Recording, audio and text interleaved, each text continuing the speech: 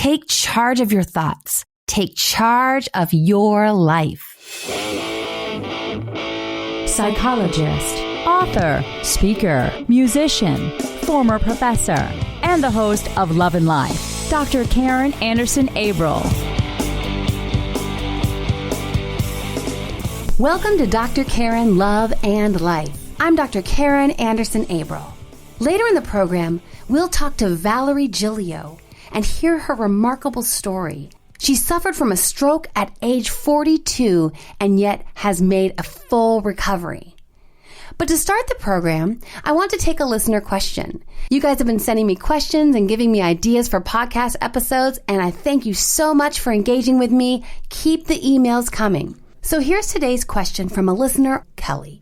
She writes, Dear Dr. Karen, my ex and I dated for almost 2 years. We were crazy about each other, and I really believed he was the one. Then, out of the blue, he tells me he doesn't love me anymore, and he breaks up with me. I was totally shocked, and so were my friends and my family. For the first 2 months of the breakup, he would call me every 2 weeks to see how I was doing, and then we met up over Christmas break to exchange items, and we decided to stay in more frequent contact. And now we've been texting each other about once a week, and so recently I figured I would take advantage of the opportunity and ask him if he would like to hang out. We ended up hanging out and things got physical, and then the very next day he texted me and told me he might be going on a Tinder date. I was so hurt, and I really don't know what to do anymore. So in this situation, Kelly, I will admit that like you, I was one who had a hard time letting go in breakups, and I never made a clean break. And in fact, I have an entire chapter in the book about not getting back with your ex because it's so easy to hang on and you're so comfortable with each other. And even when you know that the relationship isn't right, because it's certainly not right if he's leaving you, if he's making a choice to step away from you and not have you in his life, that's saying a lot. And again, I've been that girl who was in that position where someone was walking away from me and I was just so shocked. So like, what? We have such a great relationship. We have so much good stuff here. Why are you leaving? That would be very hard for me to disentangle myself from them. And so I would do much like what you were doing, which is get back together for an afternoon and pretend you're dating again, even though you're not dating. And it just gets harder and harder and harder. And like I said in the book, I talk about this. And really, in this case, most chapters are about what things I think that I was able to do well when I was single. But this chapter is definitely, admittedly, something I didn't do well. And I want my readers to not make the same mistakes I did. So here, my best advice is to do what initially is the hardest thing, but which will make things so much easier if you just do the hard thing first. And I'm actually going to read just a paragraph from my book.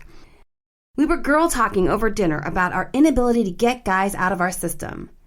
My friend's mom leaned in and said, which is more painful? To cleanly sever something in one swift slice, or slowly lacerate it, tearing away shred after shred with the dullest knife you can find? And my friend's mom was right. It's over. And the sooner you make the hard choice to cut him out of your life entirely, the easier it will be for you to move on and begin your recovery and open yourself up to someone else. And one final word about these kind of on-again, off-again situations. He now has the power because he's the one who's walked away. In psychology class, oh my gosh, maybe marriage and family back in college, I remember the professor talking about the law of least interest. So the person in a relationship who is least interested in maintaining the relationship is the one who has the most power. And in this case, he's got a lot of power because he's told you that he can take you or leave you. Sure, he wants to hang out and check in with you, but what's that about really? Is that just checking in with you to make sure that you still have feelings for him? So in case he doesn't find someone on Tinder, that he's got a backup plan? And do you want to be his backup plan? I mean, there's a lot of layers to this. But power is part of it. And when you've been broken up with, you're so hurt, you're devastated, and you've lost the power. And the best way to take the power back is to start making the relationship happen on your terms. And if he doesn't want you 100% in his life, as his girlfriend the way it was before, then I would suggest you don't let him have any part of you in his life. And now, I'd like to take a moment to recognize one of our sponsors that make this podcast possible. The Steel Forest Furniture Company, makers of handcrafted custom steel and wood furniture. Amazing tables, wine racks, fire pits, and signs. Incredible craftsmanship, made right here in the U.S. in Columbus, Mississippi. Check out their website at steelforestfurniture.com or follow them on Facebook at The Steel Forest Furniture Company. Today on Love and Life, we're going to hear a story of extraordinary courage, tenacity, and sheer determination. I'm pleased to welcome Valerie Giglio, attorney, vocalist, and stroke survivor. Let me tell you a little bit more about Valerie. Valerie Giglio is a Boston-based vocalist, author, motivational speaker, and attorney. Her professional music career spans over 2 decades. In 2014, Valerie suffered a catastrophic stroke out of nowhere, caused by an innocuous turn of her neck. The stroke paralyzed her entire left side and confined her to a wheelchair. It also resulted in the total loss of her singing voice and musical ability at a high point of her musical career. In 2016, she published her memoir, Singing in My Own Key, A Vocalist's Triumph Over Stroke. Valerie Giglio, welcome to Love and Life. Thank you very much. Thank you for having me. It's an honor to be on the show. Oh my gosh. Yeah, absolutely. I listened to the entire audio version of your book. So I am very well aware of your remarkable story, but let's catch the listeners up to speed with what happened to you at the tender age of 42. I woke up one morning and I turned my neck too quickly to look at the alarm clock, and I had a severe stabbing pain in my neck on both sides. I tore both vertebral arteries leading from my neck to my brain, and that is what caused the blood clot that made its way into my brain stem, and I had a brain stem stroke. I went to sleep and I woke up completely paralyzed on my left side, seeing double, very, very dizzy. It was just crazy. Yeah. So I was rushed to the hospital. They, diagnosed me with brainstem stroke. I spent about a week or two in the hospital, and then about 2 months in the rehab hospital. And then a year in outpatient therapy, learning, how to walk again, how to use my left hand, how to the daily activities of life. And also I had to relearn how to sing again. I mean, going through this at any age would be horrific. Going through this at such a tender age and at a time when your musical career was really launching, and then to have not only to learn to walk again and to function and get the left side of your body back in usable shape, and then your voice, which had been your passion, was gone too. It's just a lot. Yes, it was definitely a lot. My career, I was taking shape, and I'm a lawyer. So, I was thinking of scaling back on my law practice and focusing more time to music. And I had released 2 CDs. A few years before the stroke, I had become a member of the Recording Academy, the Grammys. And I was really excited to be in that organization too. And I joined ASCAP. So I was really active. And then I had done a summer program at Berklee College of Music, and I was actually contemplating applying to Berklee to pursue a music degree. I lost every singing talent that I had. And so I was reduced to just a screeching howl. That's why I had to learn how to sing again, literally note by note. And I was struck by that because I'm actually a vocalist musician as well. And so the idea that you could just lose, now, some folks are tone deaf, although not that many. But the rest of us, even if you don't consider yourself a singer or a vocalist, you certainly know how to sing enough, right? Ish, right? Yes. And so the idea that when I was listening to your story that you couldn't carry a tune, the pitch wasn't right. I mean, that would be something that I would think, oh, you wouldn't lose any of that. I could understand the vibrato, sure. I could understand not being able to sustain the notes because, of course, your body was just so fatigued all the time. But the idea that you even you had to learn pitch again was really striking to me. So, yeah, it just really shows how profound the damage is from a stroke. Well, yes. And, I actually, the thing that made me a little bit crazy, and I don't think I even mentioned this in my book, is that I knew exactly what the pitch was supposed to be in my brain, but I could not make my voice duplicated. Wow. So, that just made me a little crazy there for a long time. Actually, it still haunts me to this day, but I had to really learn everything. And my speaking voice became almost like a Muppet. I mean, it was very high pitched, like a cartoon character almost. And it was a little crazy. Yeah. So I just couldn't believe I sounded that way. Oh, yeah. Well, and it really reminds me of identity and who you are and how, and a stroke, obviously, and other conditions. So many people can identify with what you went through based on what they're going through, because this is one of many ways, sadly, that people can have who they are just taken from them. Yes. And that's actually something that I really want to convey. I just want people to know that you do lose who you are. And, I lost my entire identity. I mean, I was a singer, I was a lawyer, I had a wonderful life, happy life, great traveling, doing all these different things, making CDs. And then in 1 second, I had nothing. The important thing that I stress is that, never to give up, never to lose hope. Because hope was the thing that really got me through that, because I kept saying to myself, obviously I went back and forth between feeling sorry for myself and feeling that I could, conquer this. And then after a while, I really started to really have a lot more hope all the time.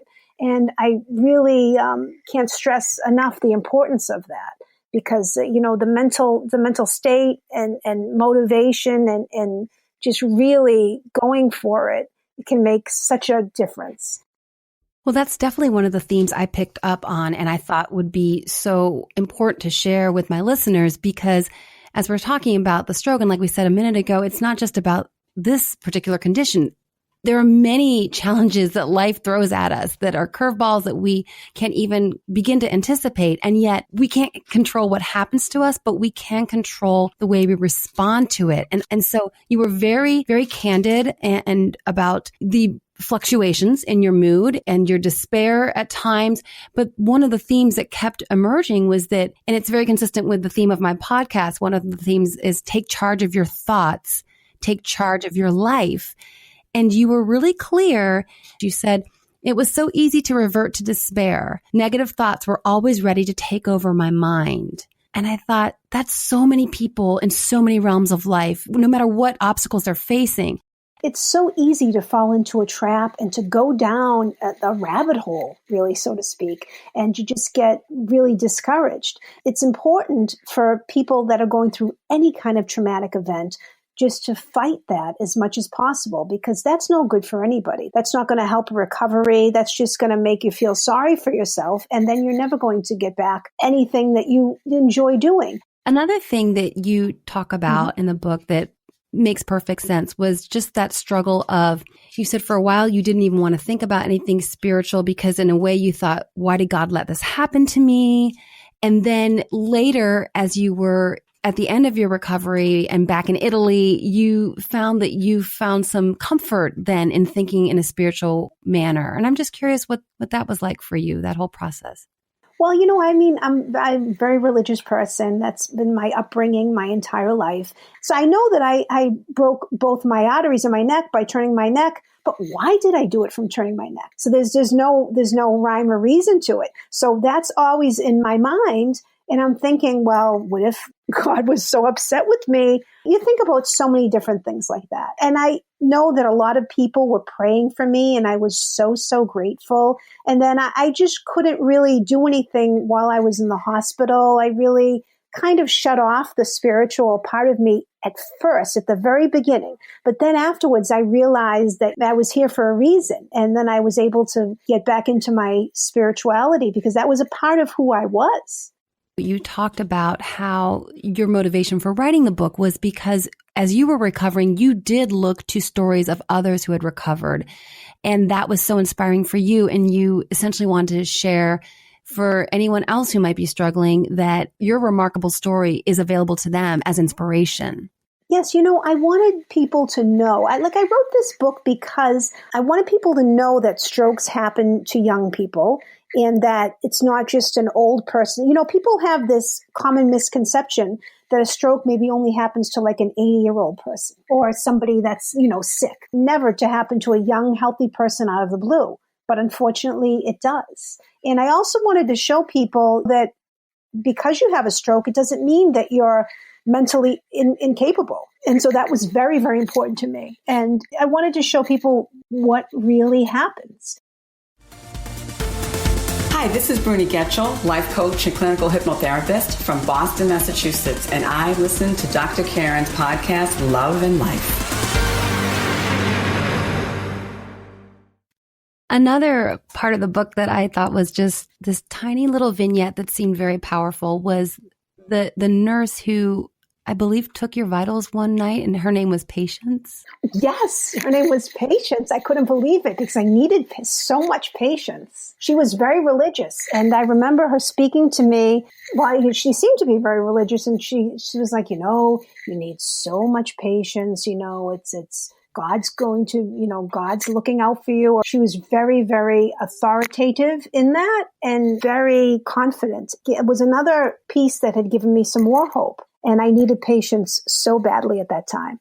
Yeah, it's interesting because when I was younger, I would have thought a lot of those circumstances were coincidences. But the older I get, sometimes I think, maybe that was God just placing that one nurse as in your life for that moment as kind of a sign that this is what you needed and hang in there.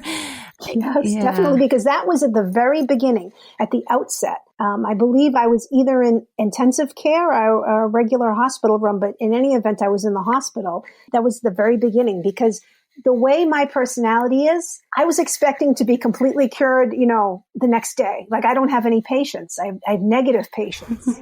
Well, and on that note, you also talked about your personality. You even mentioned in the book that there was a sense that looking back, in a way, every quality that you'd already developed as a human being and as an individual, from your drive as an attorney and your drive to learn music and become a vocalist and to just delve into the music community, that so much of you as a person had prepared you for this battle, for this struggle. Yes, as strange as it sounds, I believe that that's true. I mean, I had grown up my entire life.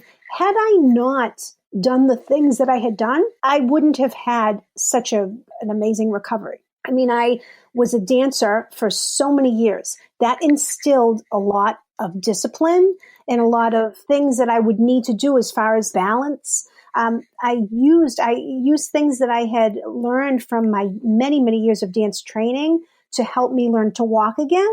Playing musical instruments, my whole life had just really exercised my brain. There were so many different things, so many pieces of it that really came together, as far as stroke recovery.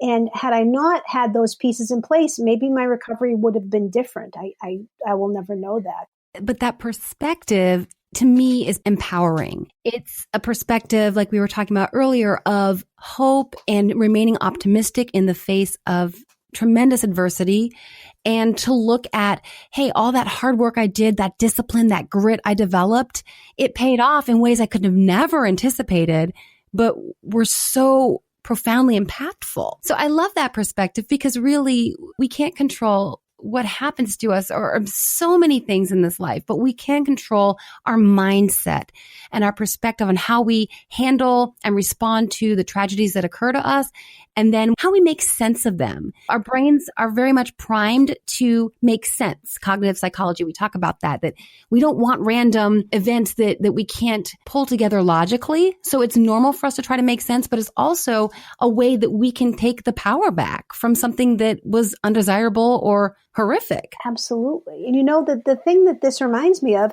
is when I was learning how to sing again, my voice was really bad. I mean, obviously it was non-existent. And then as soon as I started to take lessons, I remember, I had one note at that time. And my friend, Grammy Award winning composer Laura Sullivan, she was coming out with a new video. It was called 900 Voices. And she wanted me to be a part of it. she had started this like maybe about a few weeks before the stroke. And so I thought, well, I'm never going to be able to do that. I guess that's out the window. Well, she actually called me one day and she said, would you like to be in this 900 Voices? And I couldn't believe it that she wanted me to be in it, because I thought, well, you know what? Maybe I am still a singer. And if I really am made to feel like a singer, then maybe I can be that again. Another point I wanted to bring up was about neuroplasticity, which I thought was a really powerful way for you to equip yourself with knowledge that could give you that hope. Yeah, my neurologist told me about neuroplasticity. In my support groups, we talk about that a lot. And as far as doing things to get your brain back, bouncing back, getting those connections, making those connections again. I played games. I played a lot of logical games. I did a lot of thinking. I never sat in front of the TV and just vegged out. I always had to be doing something to remain active. And between relearning how to sing, actually, I believe that helped me as far as, get my body back. I think they're all related, because I was busy relearning. And so as long as I kept my brain relearning, everything was getting better.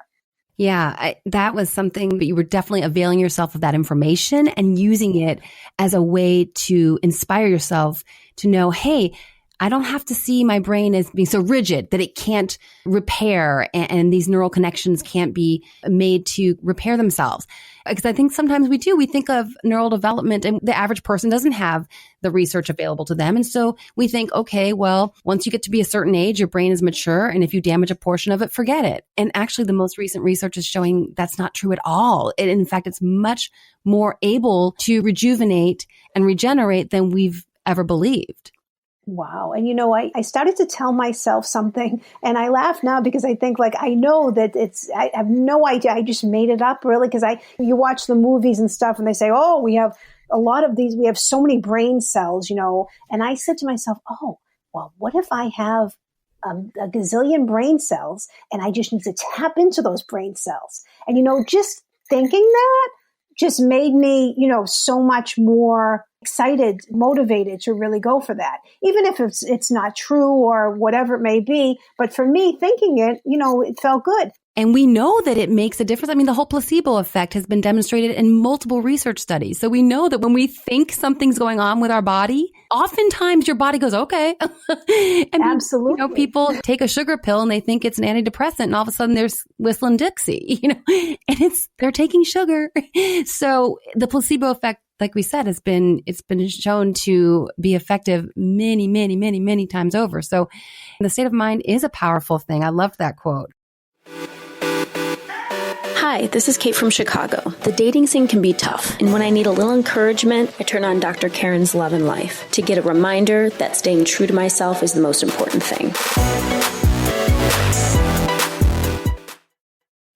A theme that echoed throughout the book was gratitude. You were so thoughtful in your approach to being grateful throughout, even in the midst of something that, how could you find a shred of gratitude for having endured a stroke at age 42? But I really saw that theme in every chapter. You found something to be grateful for. You looked, whether it was in the support group and someone else had it worse than you, and recognizing that there was always something you could be thankful for. All the wonderful care you received from your occupational therapist to vocal coaches to physical therapists. You were so, so full of gratitude. And I would submit that absolutely had to help your healing process as well. Oh, definitely. It's so easy to say, oh, woe is me. But the bottom line is I got my swallow back after a few days. Some people don't get their swallow back or forever. And I learned to walk again. So I was doing things that I knew I was so grateful for. Could be a lot worse. I could have been locked in. There's something called locked in syndrome that people that have my type of stroke sometimes get. It's really very tragic. I mean, they cannot move any part of their body except their eyelids. So they can't communicate. They have to communicate through a board usually. They blink their eyes or whatnot. And I'm so grateful that I didn't have that. Yeah. And again, that's where your response makes all the difference. One of the reasons I wanted you to come on the show, because that perspective I mean, it's the difference between deciding, okay, I guess I've been victimized and I'm going to stay in that space, or I'm going to fight. And you were such a fighter. It was just so inspiring. Thank you so much. Well, it's such an honor to be here. And if I can tell your listeners anything, it's just please to keep fighting. Don't ever let those thoughts take control, because if you do, then you're done. You might as well just forget about it then. I mean, you just really have to really not let those thoughts overwhelm you. I love it. That's exactly what this whole show is all about. And on that note, please let listeners know where to find you, where they can get the book, where they can get the audiobook if you like to hear it in your own voice. Because of course, that's something that's so powerful. I know you mentioned in the book, and I did like that I was listening to your voice, because you gave an example of how you were sounding for a time because your speech had been affected. And you said you sounded like you had marbles in your mouth. And so to hear your voice coming in strong and clear, that was, again, so inspiring. Thank you. Yes, it's available on audible.com, the audiobook. And the print book and the ebook is available on amazon.com and through my website, which is valeriegiglio.com, and through barnesandnoble.com. And how about some social media? You're on Twitter and Insta? Yes, I'm on Twitter, Facebook, Instagram, and it's really simple. It's just Valerie Giglio. And it's Giglio, just to make sure everyone has the spelling correct. Well, Valerie, thanks again for coming on the program. I really enjoyed our conversation. I just find your entire story so uplifting and so inspiring. I know it's going to really resonate with my listeners. So thanks so much. Thank you, Dr. Karen. Really, it's an honor. I really, really appreciate it. Great. So the Love and Life hack for this week is, as Valerie put it, your state of mind is a powerful thing. I leave you today with an audio clip of Valerie singing 1.5 years after her stroke. So inspiring. Thanks for joining me today and for subscribing to the show wherever you listen to podcasts, on iTunes, SoundCloud, Spreaker, Stitcher, or iHeartRadio. Comments and reviews are always greatly appreciated. Thanks to my producer, Michelle Musso, my communications manager, Chip Gregory, and my booking assistant, Christine Infanger. Take charge of your thoughts. Take charge of your life. This is Dr. Karen Anderson-Abril. Thanks so much for listening. Until next time, make it a great week. That your eyes once promised, I see in his too. Now your eyes are red from crying.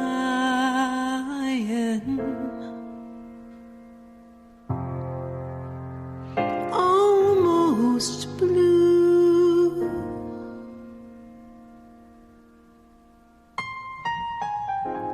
Flirting with this disaster became me.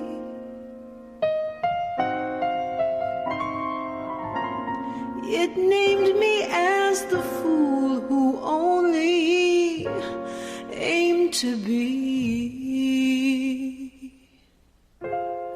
Almost blue. It's almost touching, it will almost do. There's a part of me that's always true. Always. Not all good things come to an end, now it is only a chosen few. I have seen such an unhappy